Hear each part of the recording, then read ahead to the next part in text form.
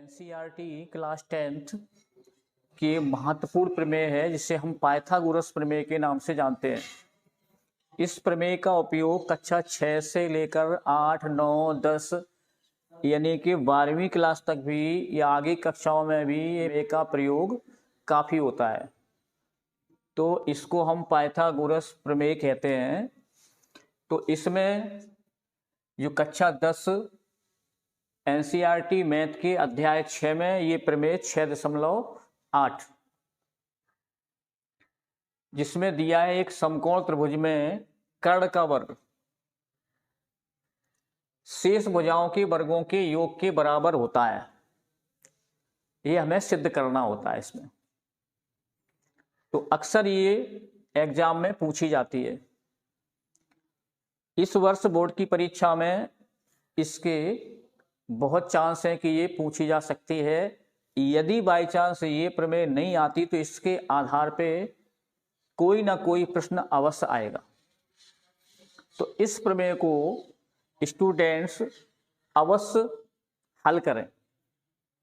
यहाँ हमने बहुत आसान तरीके से आपको हल करना सिखाया है कि किस तरह से हम इसे हल करेंगे। तो देखते हैं।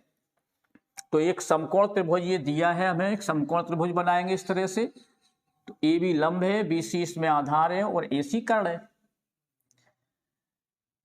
तो सबसे पहले इसमें लिखेंगे प्रमेय में जैसा कि करते हैं हम, सबसे पहले उसमें क्या दिया हुआ है वो लिखेंगे। समकोण त्रिभुज ए बी सी जहां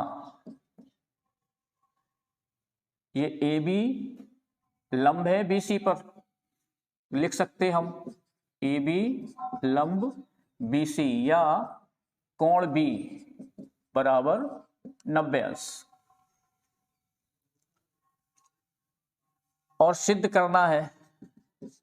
तो हमें क्या सिद्ध करना है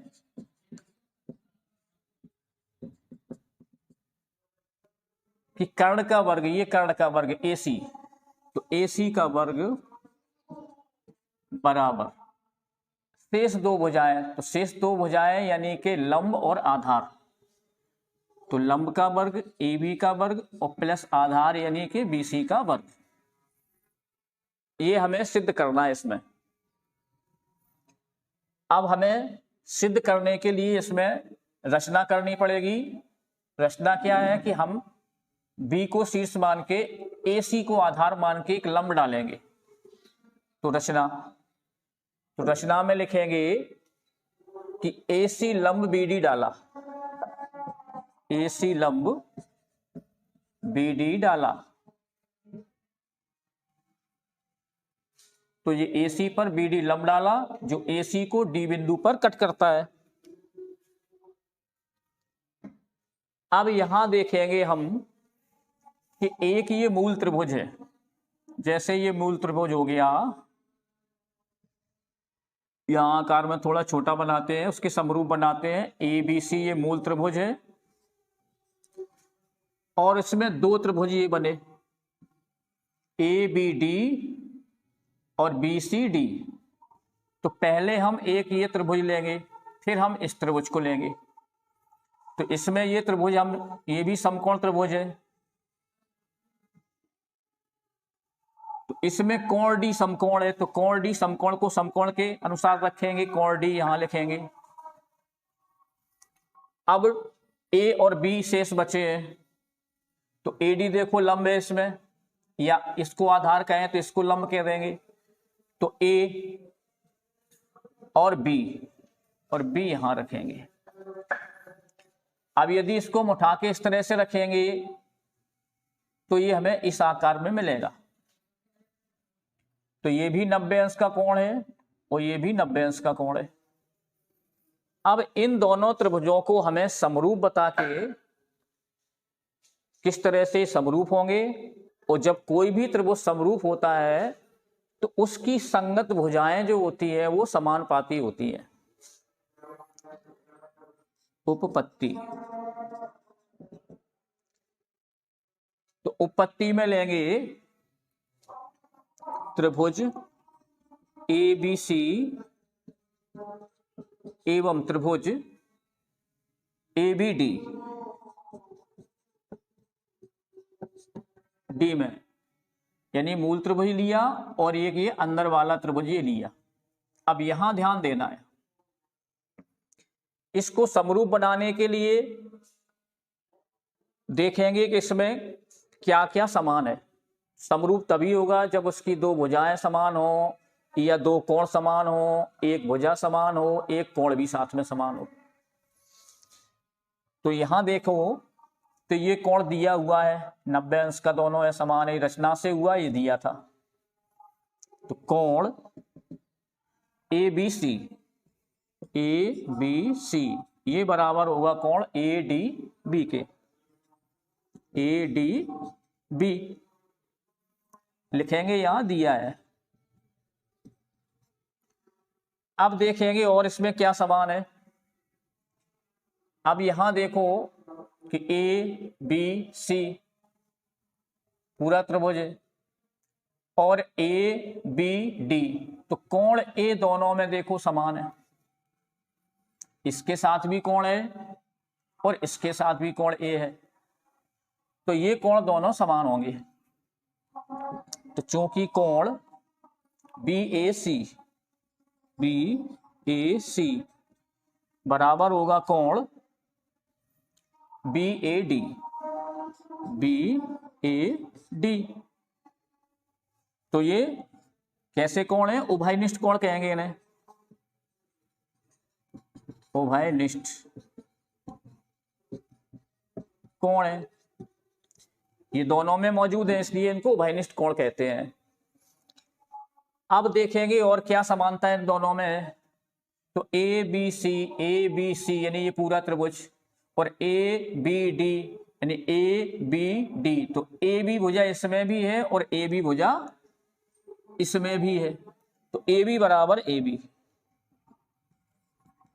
तो ए बी बराबर ए बी, ये भी उभयनिष्ठ भुजा, तो उभयनिष्ठ या स्वतुल्य, तो इसको हम स्वतुल्य लिख दें या उभयनिष्ठ लिख दें, एक ही बात है, स्वतुल्य भुजाएं ये भुजा। तो दो कोण एक भुजा इसमें समान हो गई। अब दो कोण एक भुजा समान है तो इसका मतलब ये त्रिभुज समरूप होगा, तो इसीलिए लिखेंगे त्रिभुज ए बी सी समरूप होगा त्रिभुज ए बी डी। किस तरह से होगा, कोण भुजा कोण से, तो कोण यानी एंगल, साइड एंगल से, इस तरह से ये समरूप होगा। अब कोई भी त्रिभुज समरूप हो गया तो उसकी भुजाएं कैसी होंगी, अनुपात में होंगी। तो इसकी जो लंबाई है वो लंबाई के अनुपात में, विकर्ण है विकर्ण के अनुपात में, आधार है आधार के अनुपात में। तो यहां लिखेंगे इसीलिए ए बी। अब हमें यहां देखना है, इसको ध्यान रखना कि हमें ए बी का वर्ग निकालना, बी सी का वर्ग निकालना और ए सी का वर्ग। तो यदि यहां ए बी लेंगे तो A B upon A B के अनुपात में क्या होगा, ए डी होगा, तो बराबर, तो A B upon A D होगा। इसी प्रकार से ए सी अपॉन ए बी होगा, ए सी अपॉन ए बी होगा। अब हमने यही भुजा ली, ये नहीं ली, ये इसलिए ली कि यहां यदि ए बी मिलेगा तो ए बी का यहां गुणा होगा तो ए बी का स्क्वायर मिल जाएगा हमें, इसलिए हमने इस भुजा को ही लिया, इसको नहीं लिया। तो यहां हो जाएंगे हमारे ए बी का गुणा होगा तो ए बी का स्क्वायर बराबर मिलेंगे ए डी गुणा ए सी, तो ए डी इंटू ए सी, इसे हम समीकरण एक बोलते हैं। त्रिभुज ए बी सी यहां हम फिर से आपकी सुविधा के लिए बनाते हैं। त्रिभुज ए बी सी लिया, ए बी सी, और इस त्रिभुज को लेंगे तो इसको भी हम समकोण के हिसाब से एक समान बना के उल्टा करके रख देंगे यहां। तो अब कौन सा लेंगे, बी सी डी, यानी कि बी सी डी, तो डी समकोण है तो डी समकोण को यहां रखेंगे और सी यहां रखेंगे और बी यहां रखेंगे, तो ये कोण बी यहां समकोण है और यहां कोण डी समकोण है। अब हमने मूल त्रिभुज और इस त्रिभुज को इस तरह से लिया।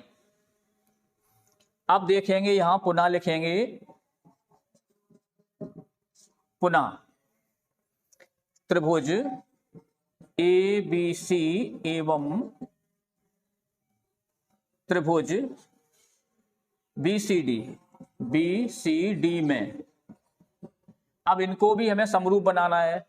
तो समरूप बनाने के लिए दो भुजाएं, दो कोण, या एक भुजा दो कोण, इस तरह से निकलना चाहिए। तो इसमें भी देखो ये कोण समान दिए हैं, तो कोण ए बी सी बराबर कोण बी डी सी, तो ये बराबर 90 अंश के हैं, ये दिया है, लिख देंगे यहां। अब इसके बाद में देखो यहां कि ए बी सी और डी बी सी यानी सी कोण दोनों में उभयनिष्ठ है, तो कोण सी समान हो गया। तो कोण यहां चूंकि तो कोण ए सी बी बराबर कोण होगा हमारा बी सी डी, तो ये उभयनिष्ठ कोण, इसको लिखेंगे यहां उभयनिष्ठ कोण है। अब यहां देखो कि ए बी सी और बी डी बी सी, तो बी सी दोनों में समान है, तो ये बी सी और इसमें भी बी सी है, तो दोनों भुजाएं समान है। तो चूंकि बी सी बराबर बी सी स्वतुल्य, ये स्वतुल्य भुजा है या उभयनिष्ठ भी बोल सकते हैं इसे।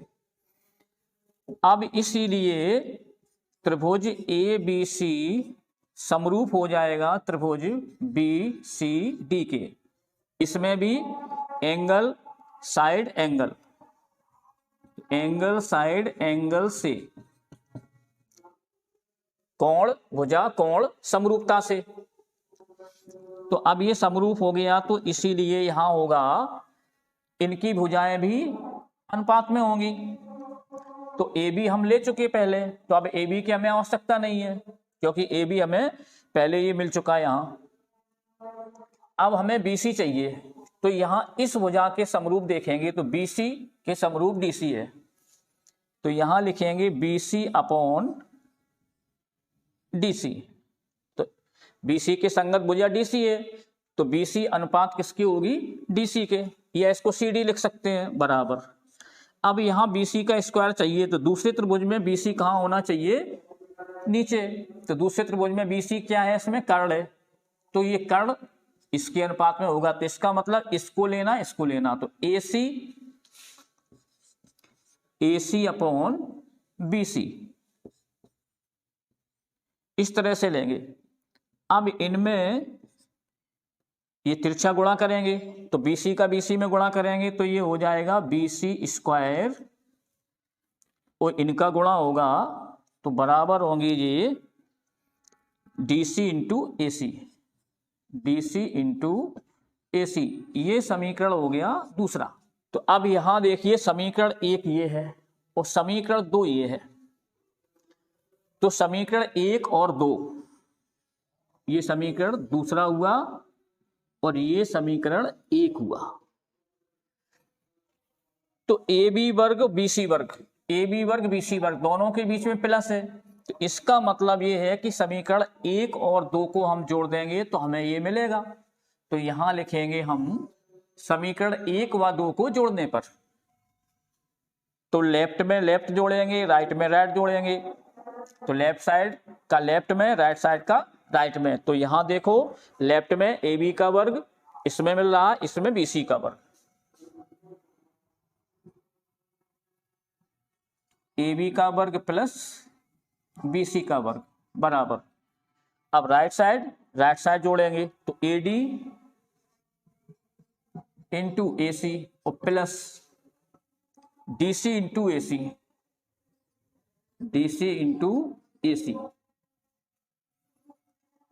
अब यहां देखेंगे कि ए बी का वर्ग और प्लस बी सी का वर्ग बराबर, इन दोनों में ए सी ये दोनों में मिल रहे हैं, तो ए सी कॉमन ले लेंगे, तो ए सी ब्रैकेट में रखेंगे, ये निकल गई, तो इसमें बचा ए डी और प्लस इसमें बचा डी सी। अब गौर से देखेंगे हम मूल त्रिभुज में, मूल त्रिभुज में देखेंगे कि AD और DC, AD प्लस DC, ये इतने और प्लस इतने, ये दोनों मिलके हो गए इतने, यानी कि AC। तो ये AC है हमारे पास पहले से, और AD प्लस AC बराबर क्या हुआ, AC। अब इनका हम मल्टीप्लाई करेंगे, तो AB का स्क्वायर प्लस BC का स्क्वायर बराबर AC इंटू AC क्या होगा, AC का स्क्वायर। तो इस प्रकार से हम ये पाइथागोरस प्रमेय सिद्ध हुआ। इनको जैसे AB क्या है, इसमें लंब है, तो यहां हम इनको हिंदी में भी लिख सकते हैं, ये लंब का वर्ग प्लस, और BC क्या है, आधार है, इसको आधार लिख देंगे, आधार का वर्ग बराबर AC क्या है, इसमें कर्ण है, तो ये कर्ण का वर्ग हो गया। तो इसी को हम बोलते हैं पाइथागोरस प्रमेय। तो यही हमें सिद्ध करना था, तो इसी को लिख देंगे इति सिद्धम, या यही सिद्ध करना था, यही करना था। It's all. ठीक है, समझ में आई? वीडियो अच्छी लगी तो चैनल को सब्सक्राइब करें और वीडियो को लाइक या शेयर करें। धन्यवाद।